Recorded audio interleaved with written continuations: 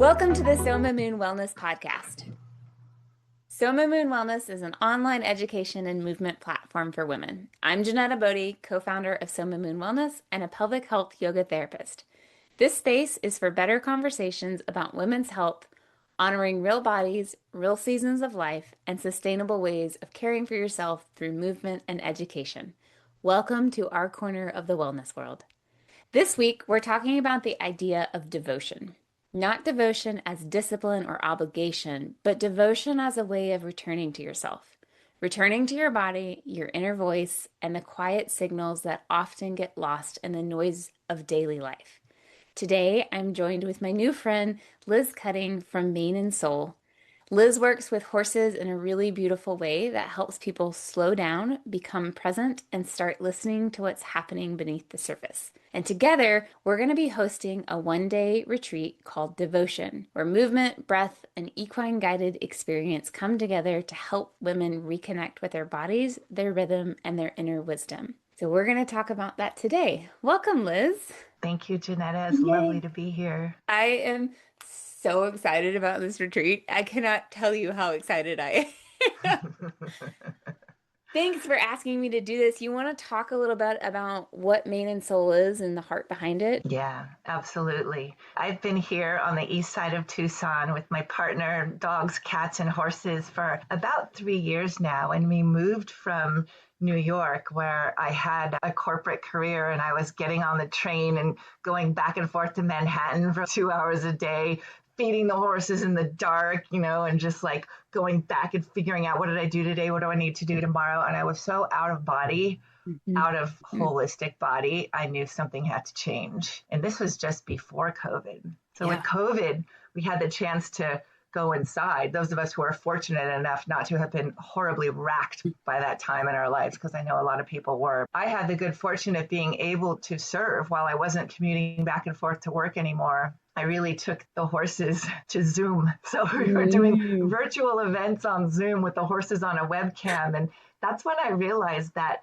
embodied part of my life was more important than achieving the brass ring in corporate. So I found myself really drawn to Tucson and really got the call to be here. So we landed in this beautiful space. We're on about 5 acres and I've got 2 horses, and it's just a lovely space where you don't hear anything except birds. Even the cacti can speak in the wind. And it's just really a space to settle, and whatever you're feeling, you allow that feeling. It's not about repressing anything because now you're in the space of nature and sacredness. No, everything is welcome here. And I'm just so grateful to live my life, to actually live here, as well as invite particularly women who are in perimenopause and menopause, people like myself, to just be themselves, because it's something I would have wished for myself about 10 years ago. Yeah. I think that's the truth of so many of us that are in the wellness industry, particularly women, is that we're all going around creating the thing that we wish we had. One of the things that I think drew me to you was I feel like I was so seen by you. For you that are just listening, Liz and I, we have not known each other very long. We just met each other, and I was teaching about women's health and understanding our internal rhythms at the Restoration Room here in Tucson. And there was just something that clicked. You want to talk a little bit about the Lunch and Learn and share a little bit of your experience with what you heard at that Lunch and Learn? Well, Restoration Room offered a lunch, and I just said yes. There was something in me that I leaned so far forward. And of course, I didn't know you. I mean, we met at that lunch. The moment I sat down and just saw your presence, and I said, here is a real woman in front of me whose heart is full. The strength in your vulnerability to share what happens for women, and for you to make it as personal as you did, was really rare. And I just so appreciate, because it's that opening that connects us. It's that opening and that stepping into a space. I know for me, 15, 20 years ago, I never even would have felt safe in your presence, because the power of your heart and your true expression would have been something that said, oh, it's not safe for you to feel this way. But now I can lean into that. And really, that's the invitation. So that's what I got from you first and foremost, was the energy with which you shared, and you care about women and women's health. That was huge. And then I had never heard of the koshas before. I guess I'm a 200-hour yoga teacher, but they didn't teach specifically about the koshas, or I wasn't paying attention. No, they normally don't teach that in 200. Okay, good here, because it sort of blew me away the different levels of energy that we have. And as you were describing it, I think like a Russian doll of the Mhm, layers of our mhm. energy. And it relates really well to the way that we interact with ourselves, with other women and men and beings, all creatures, but particularly horses are so attuned to all of their levels and they all connect. Maybe it was a week after we met and it just sunk in. I'm like, Liz, you better connect with her because there's Mm. something more here. And in fact, I bet the horses even said, follow that. I love They do that. that, follow her. And Oh, yeah, we want her here. That's how it happened for me. that is so fun. So, for anybody that doesn't know, I teach women's health through kind of layers of ourselves because I feel like most of us are attuned with our physical body and we get disconnected from it. We go through different stages of transformation. Think about puberty, and if you ever got pregnant and you had a child, and then postpartum, and then menopause, like there are major transitions that happen in a woman's life that as we go through this, there's almost a coming to know yourself. We feel our emotional body and our spiritual body and our mental body. And so when I came across the teaching of koshas, I was like, oh my God, this makes so much sense to me because I kept getting stuck just in the physical body because that's what I see and touch and feel. And so I just tried to put everything into the physical body. And what the koshas do is they give you a frame of reference to understand yourself. I like to think about the koshas as Russian stacking dolls because that's a great image that we open different layers of ourselves and we take care of each one of those layers needs to be nourished, needs to be loved, has a voice, has a personality. My mental body is very different from my emotional and my spiritual body. And as I get to know them, what happens is yoga, which is union of self.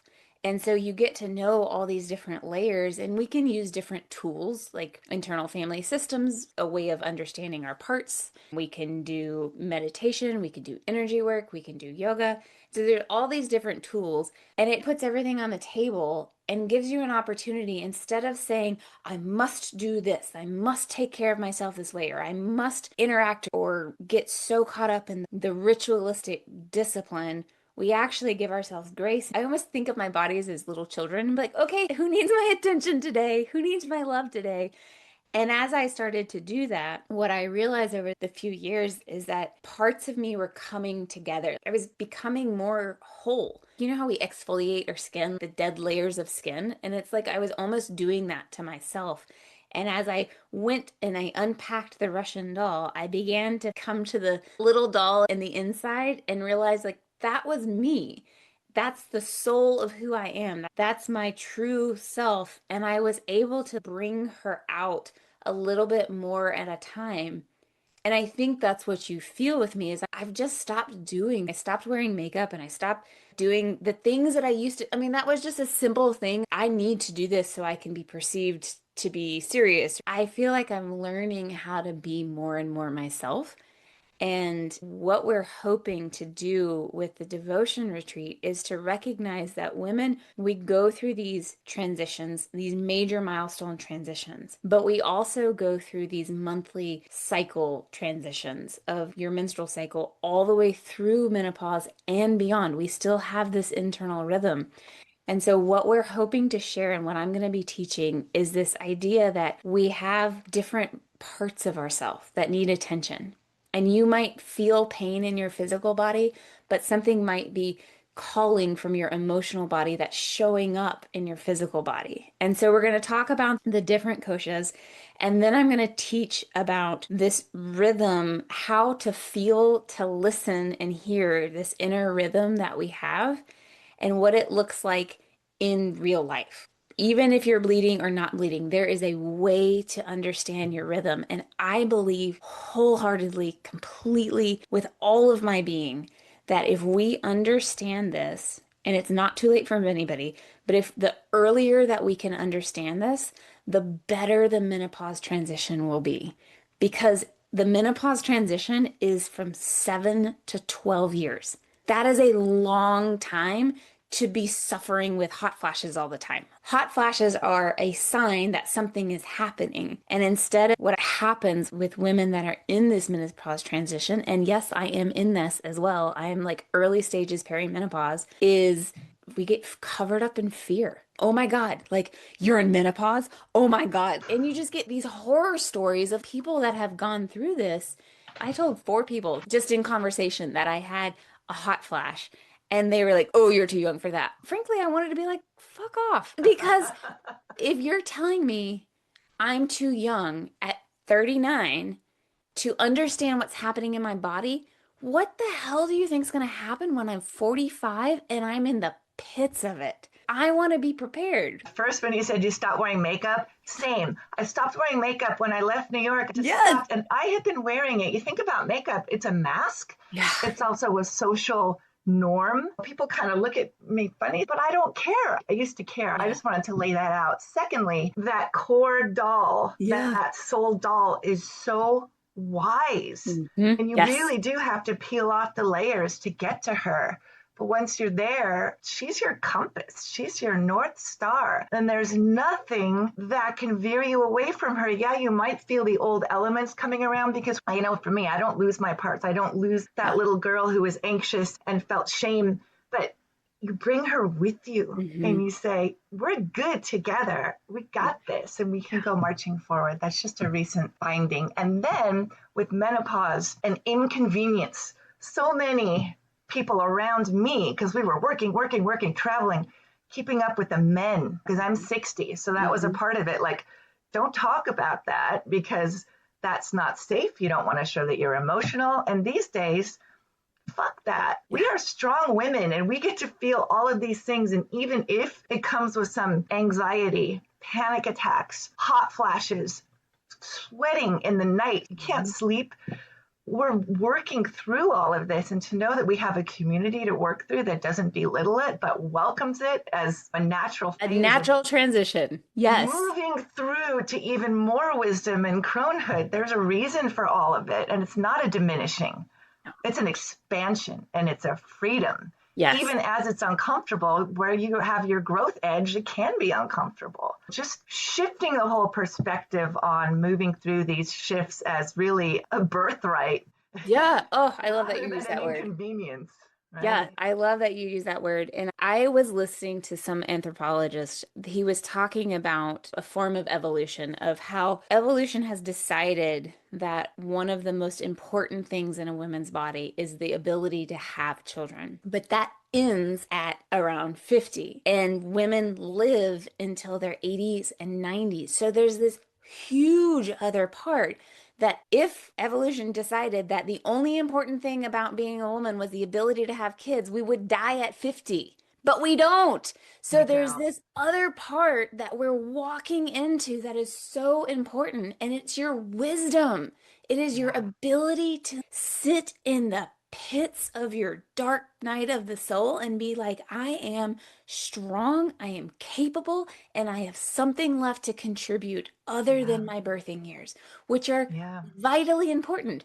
But I look at all of these women, I affectionately call them the olds because they're like my kids, but they're not kids, they're olds, and I love them so much. I think of them with such tenderness and affection. And this week in some of my training sessions with them, they are so lonely and they are so in pain. I've had multiple women this week sit with me and just in tears.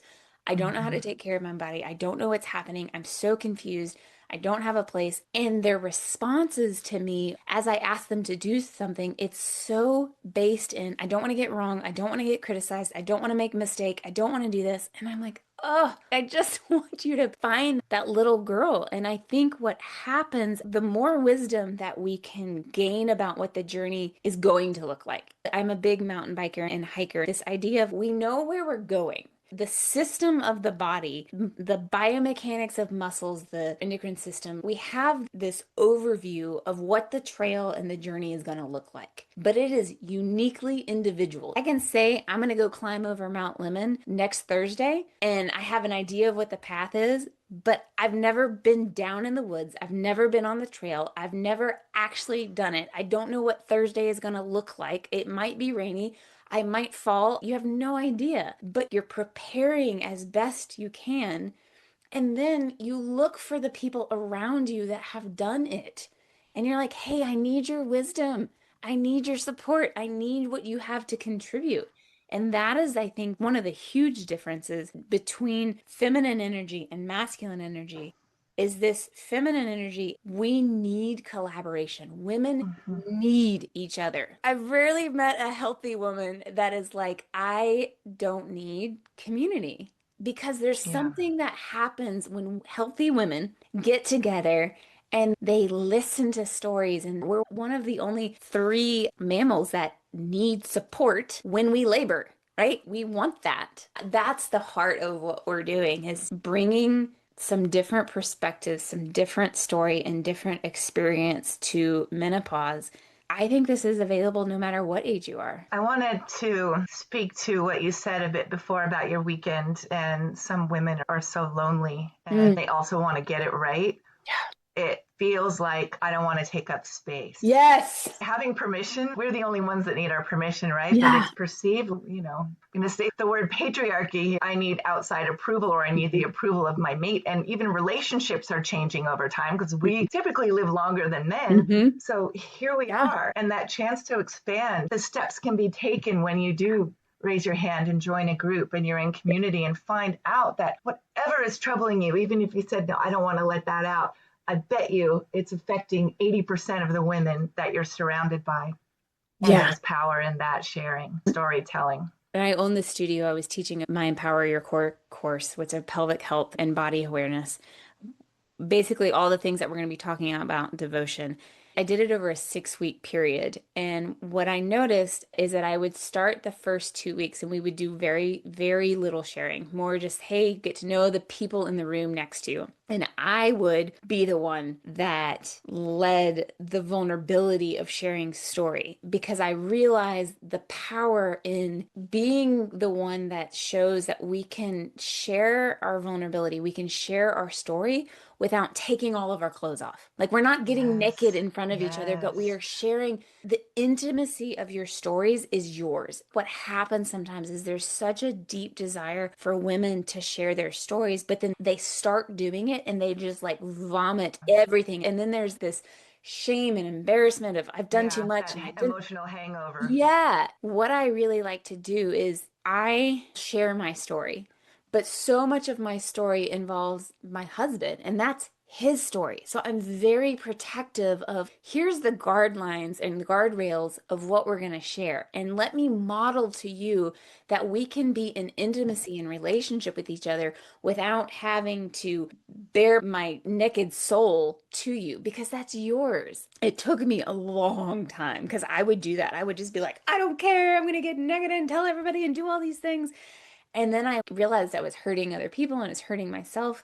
And so that little inside doll, she's got to get wise. She's got to have some practice doing some reps of sharing and being in community. And you are right. If when we are in community with each other, we get feedback from each other. This is where we have that ability to be like, oh, that didn't feel good in me. And if you can learn how to step back and observe, why didn't that feel good? What is she trying to tell me? How could I do that better? So instead of being like, oh, I'm so dumb, I'm so terrible, I can't do this, move those stories out of the way and start to listen, we get wiser and we get better practice. So I'd love to hear how you do that with horses. Yeah, boy, that was a great segue because you just brought to mind and to heart a very specific instance. I grew up riding horses, and then when I was volunteering at a therapeutic riding facility and I saw people working with horses on the ground, I'm like, who does that? That's boring. But I realized that was part of one of my Russian dolls. Like, okay, what's going on that you are somewhat offended by that? It was the fact that the energy of the horses speak louder than any words could between people. So I signed on. I'm all in. I get it. I can feel that these really wise sentient beings have things to share with us by showing us, by communicating without words. For anyone who doesn't know horses, there's something called a round pen. It's like 60 feet in diameter, and you can work with animals in a safe space. It's a circle, and basically you're in the middle of the circle, and you're inviting the horse to move with you, sort of to partner energetically, because you may be in the middle and the horse is 30 feet away. Well, I was invited to go in with a mare, a female horse, to ask her to move around to the right and walk, trot, walk. No problem, I thought. I get in. There's probably 10 people watching me, and all of a sudden my heart's going ging, ging, ging, ging. They're watching you, and you're supposed to be a horsewoman, and now you have to perform. Suddenly, I went into sympathetic nervous system activation, fight or flight, and I'm like, you are like a scared animal in the middle of this round pen. That horse is a sentient being and also a herd animal, an animal of prey, or a being of prey, if you will. So they're looking around to see, speaking of community, am I safe? Are the ones who are in my immediate space safe? And I was the frightened animal. So she's like, I need to get away from this person. So she was looking outside the round pen, get me out of here, get me with the other horses. And I froze. It wasn't flight. I guess I could have run away from the round pen.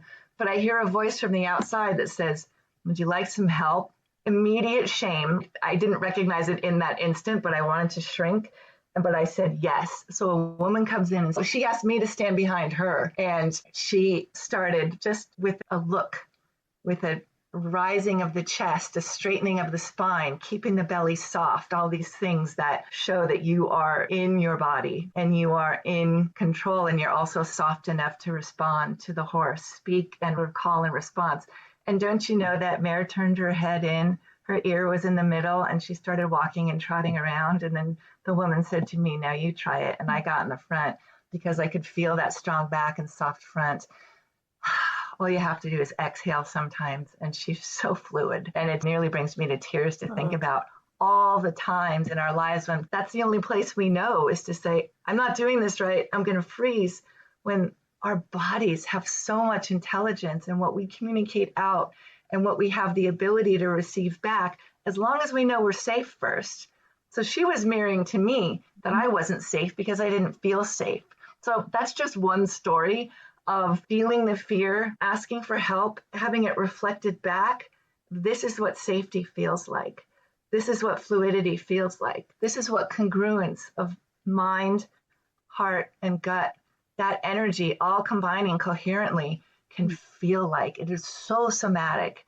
And that's what really got me with you, Jeanetta, is you do this. And we get to do this together during our retreats. So that's what excites me. And it's not just the movement, it's also boundary setting. Because I think you said it, like, when am I oversharing? Well, one of the experiences we'll have is you just go in the corral with the horse, and whether somebody feels safe with horses or not, it's my job to ensure that you are. It can happen from outside the corral, but you simply are in energetic relationship with the horse, and you have the chance to feel, what does connection feel like? And maybe my safety bubble is 30 feet away from that horse, but you know what? That horse knows you're there, and you could stand here and just breathe. And as soon as you breathe, the head turns to you and says, hi, hi. And we get to feel how powerful we are without having to touch, or without needing to feel like we need to let somebody touch us to be seen. Ugh. It's a very tender, sensitive way of being, and it's just taught me how to be in the world. I am so excited. This is great. Oh, full disclosure, I am also nervous around horses. I'm very comfortable around women and teaching and doing this. And so I'm excited to see how my energy shifts when I'm around this giant beast of an animal. Yeah, yeah. And the most important part is voicing what you're feeling. Because sometimes we'll say, well, I'm supposed to be fine, so I'm just going to smile. And you can even see in a tight smile what's really behind that smile. So much of it is about breathing. I'll tell you, just the exhale. One of the things that you just said is voicing what you're afraid of. And in my work, there is direct correlation between your pelvic floor, your respiratory diaphragm, and your diaphragm in your throat. And when all three of those are open and moving and feel safe, the person comes alive, and you can stand in that softened, powerful energy. I just had this picture of you with that woman and realizing how important it is to know there is help available. We don't have to figure it out on your own. I'm learning how to sew and I'm terrible at it, but I have multiple people that I'm like, hey, can you show me what you're doing? The freedom to say, I don't know what to do or I need help. And to recognize that there is a wisdom circle of women that we can gather around and grow together, that I don't have to have that masculine energy all the time that says, like, I can stand and I can fight and I can do this. There's a flow of both, and we have both. And I just Yeah. am excited. We don't have to know. And I know personally, it comes back to being little, and I don't need to share all my personal details. It's part of the boundary setting, right? I feel healthy just saying when I was small, even at 5 years old, I felt like I had to know and I had to have my shit together. I'm Yep. 5. And Yeah. that just carries over like, okay, so now that you're 60, you get to ask for help. Well, heck yeah. Heck And it yeah. feels good. It feels vulnerable. You ask a different question. What is it that feels unsafe about asking for help? And then flip it and say, what is it that feels so nourishing now that you have and Mm. you've gotten the help? Because people are so willing to support each other, So to be much. asked. Yeah. Yeah. Amen. All right, so the retreat, it's going to be March 28th from 10 to 4:30 at Main and Soul Ranch. And I'm just going to go over a little bit of the schedule. 9:30 you're going to arrive and settle in, and we'll start at 10 with an orientation to the ranch and some intention setting. And then we're going to go into a teaching session called Befriending the Layers of Ourselves. So this is where I am going to really explore the koshas and give you some tangible ideas. We're going to talk about it from a high level, but it's very important to me that you have some tangible integration. What does this mean in my body? How do I live this through my personality? And then we're going to join Liz to meet the herd and meet the horses and talk about what she was saying of seeing what your energy feels like around the horses. And then we'll have a lunch that's provided for us. And then we're going to move into a movement practice where we'll actually feel the different koshas, the different layers of ourself through a yoga practice. And I know that sounds crazy, but I promise you that there is a way to do that. And then I'm going to move into a teaching session called listening to your inner rhythms. It's going to feel a little sciencey at first. We're going to go through what a woman's hormone system is typically from puberty. What does it look like? And how does that monthly cycle happen? So that as you go into perimenopause and the menopause transition, as you're transitioning, there's a way to maintain that rhythm using the moon cycle because menstruation means monthly moon. And so we just take that into a moon cycle where there's different seasons in the month that we get to explore different energy. Because quite frankly, I don't want to be the same person every day. I don't want to do the same thing every day. And I've never met a woman that does. And so what we're doing is we're going to take that cycle and show you what it could look like in menopause and give you ways to express your unique rhythm and personality and voice. Then we will move into the equine boundary experience. You want to talk a little bit about that? And as Jeanetta said, I love that you voiced this. If there's a little bit of trepidation around horses because they are 1,000 beings, my job is, I'll reiterate, to keep you safe. And so we can do this in the corral with the horses, or you can even do it from outside because the electromagnetic field of a heart of a horse is way bigger than ours. And we can influence each other energetically just through how our hearts are beating from a long distance away. That is going to be an individual experience where each of you is going to have the chance with either of the two horses. I mean, we'll just sort of figure it out as the day goes. There's a pony and there's a horse. So Oh, fun. you will pick up from Meet the Herd who's calling to you and who may be like, I'll catch you later. Or you may be saying to them, I'll catch you later. Allow those feelings to flow through and it'll really give you a private experience with the horse. So the one who is in the corral with the horse will be having the experience, but that's not at the exclusion of everybody else because you are all in that herd with that woman and with those horses. And you'll have the chance to feel what it feels like to observe someone making a connection and feeling where the connection feels like this is enough, or I feel I want to get closer and I'm responding to perhaps a feeling that maybe this one feels that that's close enough. So it's really a reciprocity of energy. And we don't often have that chance to be there because we're with other humans and we'll talk, if something's happening, we'll talk to cover something up.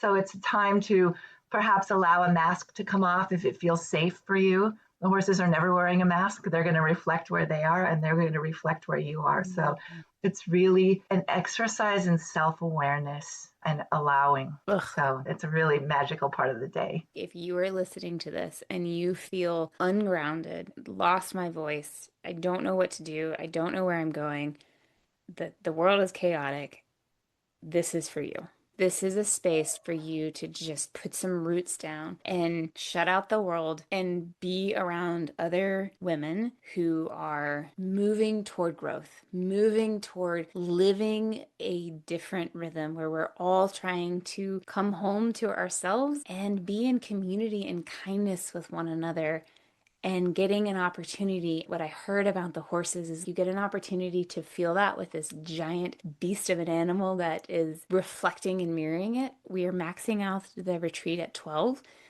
women, and you have the opportunity to do that around other women and practice what it feels like to be in safe, grounded, whole energy with other women.